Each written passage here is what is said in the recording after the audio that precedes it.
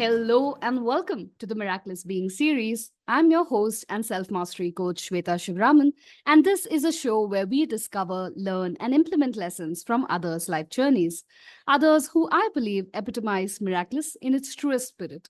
Individuals who live life to the fullest, who work hard on themselves to reach where they are, and are passionate in what they do. Today, we have a returning guest speaker on the show. We have Ajay Ushakanth back again with a very interesting topic, something that we usually don't touch upon in the Being Miraculous shows. So I'm very curious to explore and delve this in a deeper way with him. We are going to look at understanding the caste system and how it applies to our modern day lives and professions today. Let's dive in. All right. Welcome back, Ajay. It's so nice to have you once again on the show. Nice to see you again, Shweta.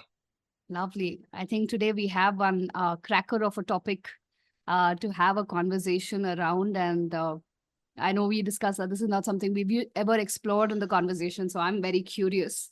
And I know while we said that we'll start with understanding the caste system, I think I'm understanding that the Varnashrama system is part of a larger picture, which is Sanatan Dharma. So shall we start there and then go deeper into the hows and the whys of Varnashram? Yes, that works well. So let us understand what Sanatan Dharma means. Sanatan Dharma is made up of two words. Sanatan means eternal, Dharma means duty, right? So Hinduism is actually a name given by maybe the latter part, but the Dharma is actually called Sanatan Dharma, which means that knowledge which is available or applicable at any time. Right? It's not time specific. So that is what Hinduism is about. And dharma means one's duty, one's responsibilities, the way one looks at life, the way one interacts with everything around. So as a part of Sanatan Dharma, you have two smaller dharmas, which is the Varna Ashrama Dharma, okay, and Swadharma, correct? So in the Varna Ashrama Dharma, Varna means that which is based on the gunas, okay, and ashrama dharma is depending on the stage of life, right? And both these put together become swadharma. So one's duty based on both these, one's varna and one's ashrama. Is that clear? Yes, absolutely. Do you want to delve into the ashrama system just so that our listeners are up to speed on that before we go into the Varnashrama? Yes. So what was the first basic understanding of the ashrama dharma? It understood that a human being, okay, had four stages, okay. The first stage was the brahmacharya ashrama, wherein he studied scriptures, he studied a skill primarily, okay.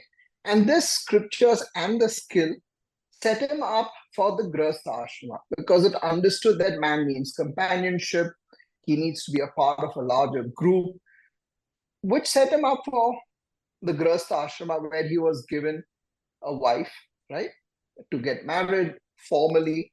And then the wife and the husband put together had certain dharmas, which included having children, bringing them up, right? And the scriptures assume that during this period of time, okay, the person would evolve emotionally, right? And once the first grandchild is born, then he would have understood what the world can give me, what the world cannot give me, and he would phase himself out of this grahastha ashrama and go to vanaprastha. Now, vanaprastha does not mean you go to a forest, right? What it means is his active involvement with the family gradually comes down. He weans himself away, right? And then he understands that I need to spend time with myself, understand what is my real nature, okay? And therefore, he takes to sannyasa, right? So what is this whole system based on? It's understanding a human being needs security, artha, then he needs some pleasure, which is kama, okay? And then the boundaries are given, which is dharma, right? So that he can pursue artha and kama in a legitimate way. And finally, he understands what I'm actually looking through dharma, artha, kama is actually freedom, right? And that's when the pursuit of moksha comes in, right? This was the broader map that was given with regards to the ashrama dharma, right? And each stage out of the four had its own duties. Even sannyasa, if you look at it, it has its own duties, which is shravanam, mananam, nididhyasanam, right? Or the chanting of a Upanishad or doing something. So across, till a man is alive, he has duties, right? So another way to look at Sanatan Dharma is as long as you're alive, you have duties. Yeah, no escaping that, even if you escape to the forest. Yeah. Exactly. Yeah, beautiful. And I think the reason why I thought we could capsulate is that I'm a big fan of how this ashrama dharma has been actually decoded, right? Because it's very clear that at every life stage, there are certain roles and responsibilities. And, it kind of is telling you where to direct your energies and efforts, right? So in Grihastha ashram, if we go in the sannyasa mode, it's all about, losing things in our life here, right? Everything is going to break loose. So it gives so much clarity in terms of where to channel your energy and attention. And I think now I'm curious in terms of how the Varna part of it sits with this entire ecosystem. See, let us look at the basic philosophy. What is the world made up of? So the ancient master said that the universe is made up of sattva, rajas, and tamas, which are the three gunas, right? And what is sattva? Sattva is intelligence, right? Rajas is energy, and tamas is matter. And the whole universe is nothing but a combination of all these three, right? Now, the proportions may vary depending on the object or the person, but they are a combination of these three, right? Now, once you have understood as the universe being a combination of these three, which means there are many possibilities, right? And that's what makes the universe a universe, diverse. Now, in the same manner, he says a human being is also made up of three components: sattva, rajas, and tamas. Or we can look at it, a human personality is made up of three components: sattva, rajas, and tamas. Therefore, based on these three qualities, okay, is how the Varna system has come up, right? It's not based on birth. Please be very clear. It's on the basis of how these three gunas have come together in an individual. So, if we look at even the Gita shloka, right? Chaturvanya Maya Srishta, chapter number 4, verse number 13, Bhagavan says very clearly, Chaturvanya Maya Srishta Guna Karma Vibhagayo, right? It is based on gunas, and the gunas is what leads to a certain set of karmas. So even in the Gita, okay, Bhagavan Krishna says very clearly, it's based on gunas, okay, and not based on birth, right? I think this itself will give us a lot of clarity. Yeah, absolutely. So if we were to look at what is sattva then, right? Let's go it a little deeper. Sattva stands for intelligence, right? My capacity to investigate, also, being calm, composed, right? Rajas stands for energy, passion, dynamism. Then tamas stands for laziness, attachment, right? Now, this is there in every individual in different components. Therefore, the degrees is what adds variety to the human beings. And that is what makes each individual unique. Right. So it's just the individual combination which makes him different from the other person. Yeah. And the combination is the combination of the three gunas. Right. Right. So let's look at what are the four varnas that Bhagavan talks about. He says Brahmana, Kshatriya, Vaishya, and Shudra. Right? So if you were to look at what is a Brahmana is one in whom the sattva is predominant. the Rajas subserves the Sattva, and the Tamas subserves the Sattva and the Rajas. Right? Now, this kind of a personality, a Brahmana personality, is one who will be calm, non-reactive, who will think things through. Okay, who will see, hey, listen, is this a problem of change in understanding first? Right? Do I need to see things differently? Is there a better way to handle it? Now, here is a person who's going to think first and act later. Right? So this is a Brahmana kind of a personality. And who are generally Brahmanas? They used to say teachers, priests, right? And their commitment was to knowledge. So let's look at the Kshatriyas the next. The Kshatriyas are Rajas first, okay? Then Sattva subserves Rajas, and Tamas subserves Rajas and Sattva. Now, what does this mean? This is more or less like what you call a type A personality, the one who's a go-getter, right? But since Sattva is in number 2 place, okay, he's a lot more large-hearted. Number 1. There is knowledge backing everything that he does. He's primarily a doer, and he's the one who will go and fix all the problems in life. Right? And because he's large-hearted, Sattva being in number 2, he's also a sharing person, a giving person. That is why the Kshatriya kings were called Kshatriyas. Now, one thing which is unique about a Kshatriya is, if there is a problem, his first reaction is, how am I going to fix it? Right? This differentiates him and a Brahmana. A Brahmana will say, hey, listen, do I need to think differently? But in the case of a Kshatriya, his first response is, hey, how can I fix it? Right? This is the primary difference. Then the Vaishya is the one who's Rajas first, Tamas second, subserves Rajas, and Sattva subserves both Rajas and Tamas. Now, this person is actually very intelligent, hardworking, but because Tamas is in the second place, he is more or less a selfish guy. It's like that, what is in it for me, right? Right? He's extremely intelligent. It's not that because Sattva is number 3, he's not intelligent.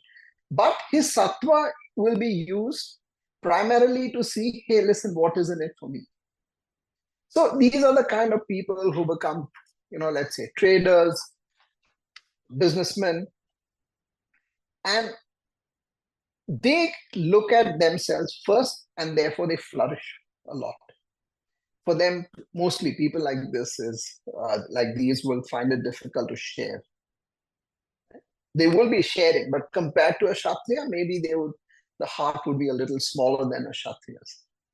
And who's the number 4? Shudra. Now, Shudra is Tamas first, Rajas subserves Tamas, and Sattva subserves Tamas and Rajas. Now, here is a person who will work only that much which is required. Number 2 is, this person will need to be pushed to work or to learn. Right? They are not able to apply their minds, and therefore they are the kind of people who will take tasks which are mechanical, repetitive, and which need to be monitored. Now, this is how the 4 castes were divided, right? Varnas. Now, these classifications were actually done for what? To help an individual find out what his strengths are, what his weaknesses are, and based on this, take up a particular skill to make his livelihood. You can look at the simple example, the 5 Pandavas, right? The 5 Pandavas were skillful in 5 different areas. Yudhishthira was good in, managing the kingdom. Okay, Arjuna was in archery, right? Then Bhima was known for his power, Nakula, Sahadeva, right? They have different skills. So these gunas help a person in identifying, hey, listen, what am I good at? And based on that, choose a particular skill and then excel in it and make it as a means to living his life. So are we clear so far? Absolutely. Thank you for spelling that out so beautifully. So, what I'm definitely taking away is that this entire system was designed in a way to kind of look at what our inherent qualities are, and then to choose a professional domain wherein those qualities can thrive. And that means the friction is much lesser, right? Which is probably what in our current generation is missing, because we don't even look at the strengths, right? We do our MBAs and then say, who am I? So it's the reverse of discovery. But what I'm understanding is that it was designed in a way so that our efforts are aligned to who we are inherently in terms of our inner strengths. So, this, when I actually share this thought, there's this new word called nature and nurture, right? Yeah. This fits perfectly. First, understand your nature based on the gunas and then nurture it. Yeah, true. And I think both So, play a vital role in our growth as such, right? exactly. And I think the natural question that comes to me now at this stage is that you started off by saying that this is dharma which is applicable in all of time, right? It is not time specific. So definitely it is applicable in today's modern times as well. So how does this entire varna system fit in to our modern day world? So, what is the purpose of dharma? Let's look at that before we go into its application. Dharma is to create harmony, right? So husband and wife dharma is to, I have some roles, I have some responsibilities, and I have some rights. So as long as I commit to my duties and responsibilities and give lesser importance to my rights, okay, there's harmony, isn't it? Yeah.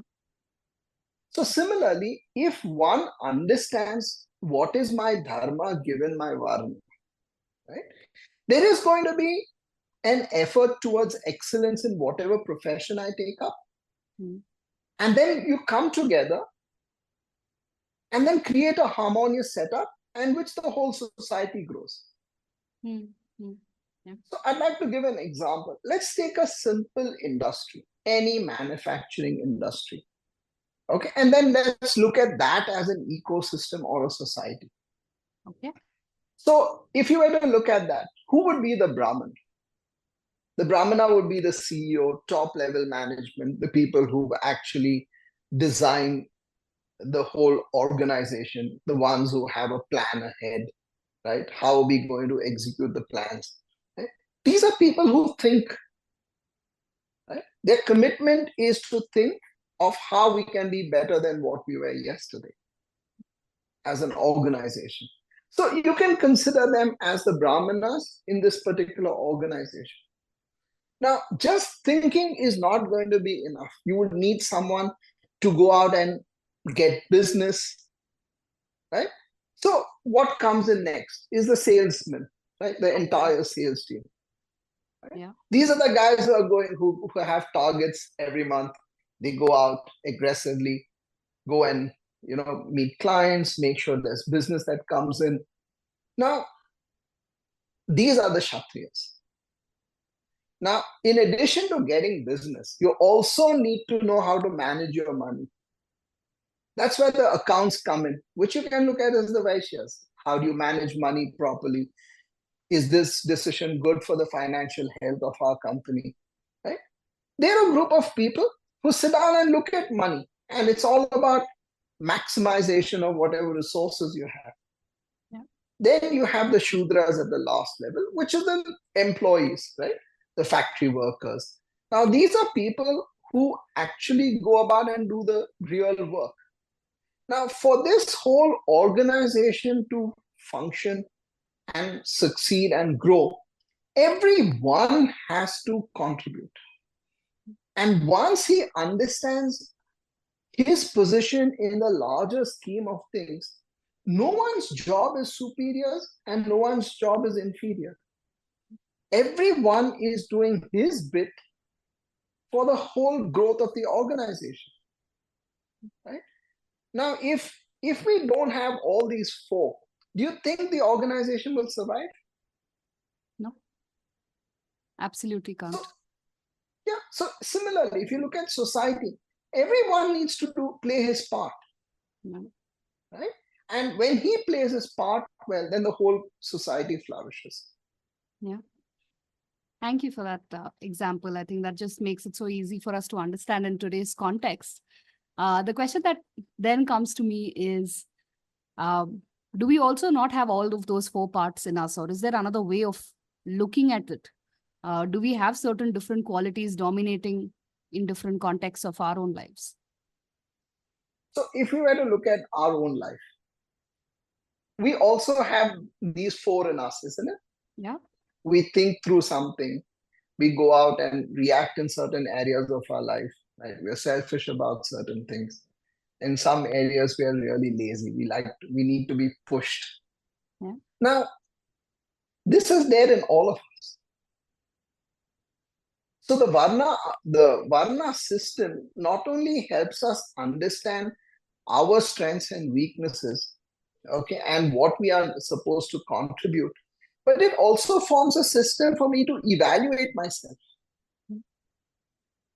And once I evaluate myself, it's not to put myself down, but it's for a way for me to see, hey, listen, I'm stuck in this aspect of my life. What are the things that I can do to take myself forward and accomplish the goals that I've set for myself? Mm. Right? So, as much as it's important for an individual to understand where he is, he also needs to have a roadmap to go forward. And this understanding of the Varna actually helps an individual. Right, right. And can you elaborate more? So, say if someone who's listening to us is doing this for the first time and hearing about the Varnas and the ashramas for the first time, how can they do that evaluation for themselves in terms of where are they right now? So, I use this very simple example to share this understanding. Let us say that we've gone for a health checkup and the doctor said you need to get up every morning and exercise because your lipids are high, or you put on a little weight, or your blood pressure is high, right? And we are just not able to get up, right? We may be very good in managing our money. We look at the Excel sheet, look at everything, how our investments are doing, right? We may think through all of that, right? We may be diligent at work. We may also be a very good contributor in society. But when it comes to this exercise, we are just lazy. Mm. Right? So we can say in this aspect of my life, I'm a Shudra. Right? Now, if I need to get out of this laziness, how am I going to do it? I have one possibility, which is look at this Varnashrama Dharma and say, in this Varna, I'm a Shudra. Now I need to move one notch up. Mm. Right? So who's a Vaishya now? A Vaishya is someone who's selfish, Mm. right? So now you can set up a small goal for yourself. If I exercise 6 days a week, then the seventh day I can go and have a cheat day, right? Or if I exercise for 6 months in a row, then I can go on a holiday. Right?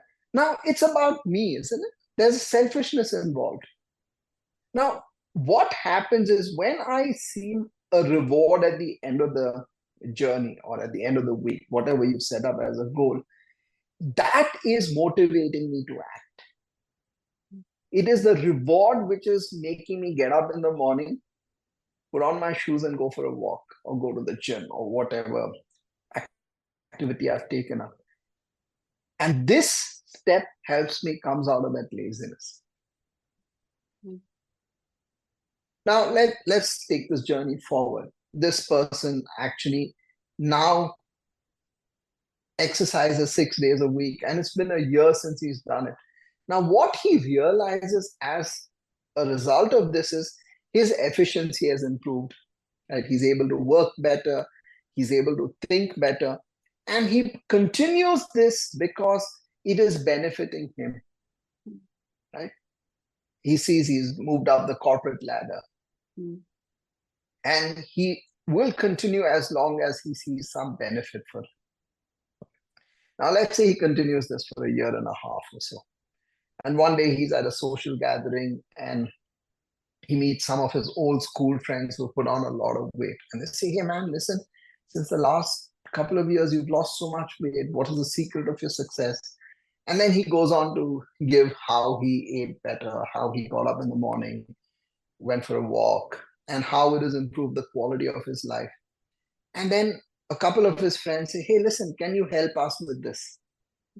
Right? Can you help us in, getting some discipline into our lives? And now his purpose is a lot more than his efficiency. So he sets up a small group, maybe wakes them all up, takes them out for a walk in the morning, and gradually his impact is on other people. So now he's become a Kshatriya. He's contributing now to society. He stays like this for maybe a couple of years. He's motivated enough people. And now what I say is eating healthy, getting up in the morning is become muscle memory. Right? And that's a Brahmana. Now he eats well or eats the right thing, not because of impressing people or for a selfish reason, but because it's the right thing to do. He gets up in the morning, goes for a walk, exercises, not because of impressing people or their selfishness, but because it's the right thing to do. And gradually you can see how just a simple understanding of the system has helped him move from being lazy to doing the right thing. Wonderful example. So I think it's what I'm taking away is that doing a awareness or a self-evaluation to really check in and where you are in that particular context where you're struggling in life, and then see how you can move one notch up, right? Either by finding a selfish interest or by saying, how can you take more people along with you to, for a larger purpose? And then, of course, the last one is for doing more for the greater good, right? Wherein the purpose is much bigger than who you are and you're doing it for the sake of doing it and enjoying the journey per se, right? Not really for the outcome at the end of it. Right. Beautiful.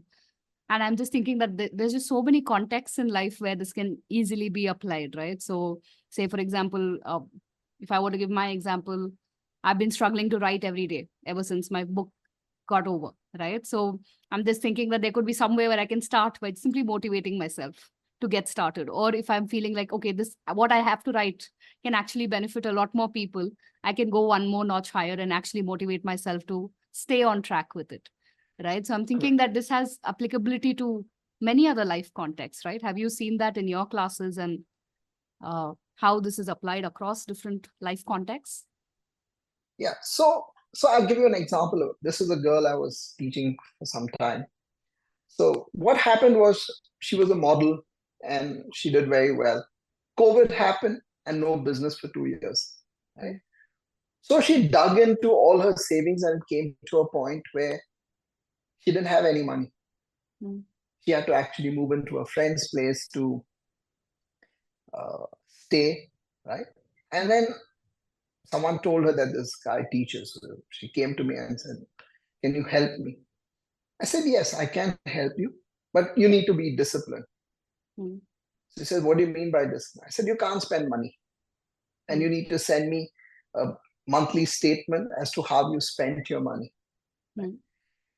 And she started from there, right? And gradually she started saving money. And the moment she started saving money, okay, she got the confidence, right? Once she had the confidence, she started using some of the money to help the people who helped her along the way, right? And now she's got a good system of saving, and her life has turned around. It's taken about a year and a half, right? But just understanding this system has transformed her life. So she started by saying, why should I save? I said, it's for you, right? You can live a better quality life. The moment she lived a better quality life, she was able to contribute, right? And the moment she contributed and she saw the difference in the lives of the people she touched, okay, she became an inspiration, right? And then once she was there, she realized, hey, listen, now I'm able to think better before I'm spending. I'm able to prioritize. Okay. And it's improved the whole quality of her life. A year and a half, and her life has turned around. Yeah. Yeah. Amazing. And in a way, I think the often repeated axiom of, putting the mask on for yourself first and before you help others seemingly seems to be the chart here as well, right? That first you help yourself come to a stable position where you are comfortable in leading the life you are leading. And then there is a space in your life to actually think about a larger purpose of, where can I contribute?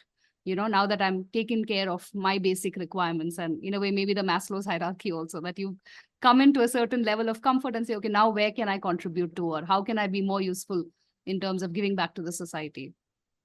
Yes. Now, if you mix both of them, right? Now, let's say you've understood the Varna. I've explained the ashrama dharma. It becomes such a beautiful model, isn't it? It just fits in together. Right. Each one knows what are his strengths when he's actually going to school of brahmacharya. He knows what are my strengths and weaknesses, what is my placement in society, in a family, when he's going through grihastha ashrama. And then he's able to wean away with understanding. Right?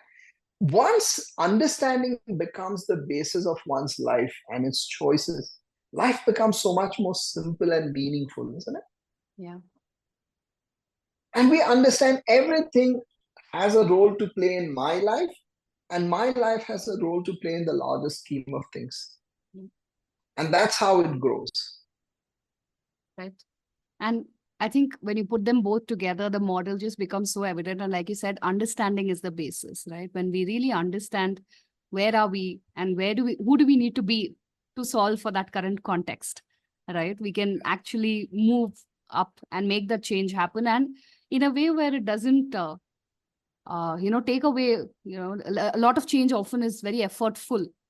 It feels like too much of a drain, or we are like losing a part of ourselves in the process. But I think when we do that one notch at a time, it is a very sustainable way of making change happen. And the chances of us probably dropping back are lesser. Have you ever seen that, once you go up the ladder, it's harder to fall back to old patterns, or do you still do?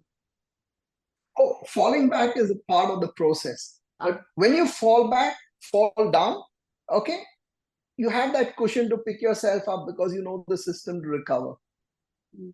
You have the know-how out how to fix the problem. Yeah. Right? So as my teacher says, very simple, there's a frequency, intensity, and a recovery period. Right? The more you understand and the more you're alert, the frequency comes down, the intensity comes down, and the recovery comes down. Yeah. Absolutely. And I think those are the signs you can actually look at, right? FIR, to look at whether you're falling back to old ways or you're actually making progress happen. Yes. I know this is not a part of our conversation, but I'd like to actually stress on one word which is used so commonly nowadays. Okay. It is this living with awareness, right? What does living with awareness means? According to me, okay, it's living with alertness, right? And alertness of what? The way I am with what I have. Okay. Right? So once I know my strengths and weaknesses, I am alert.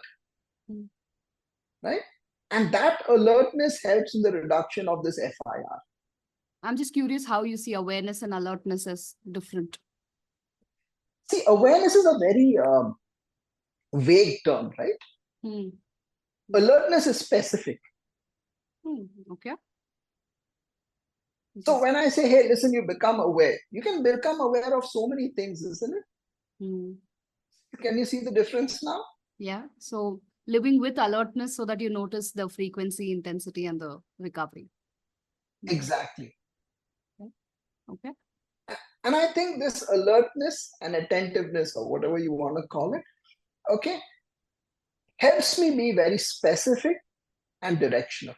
Once you have this, you have certain areas of weaknesses. You're alert about it, right? When you're alert, you can do something. Right? Awareness, somehow I feel, unless it's explained properly, okay, cannot take you forward. Fascinating. Yeah.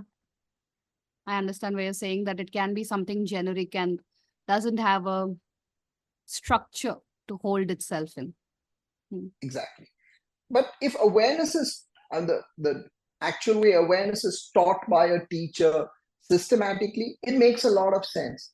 But for people like us who, just get knowledge out of books or some of these talks, alertness, I think, is a much better word. Yeah. Yeah.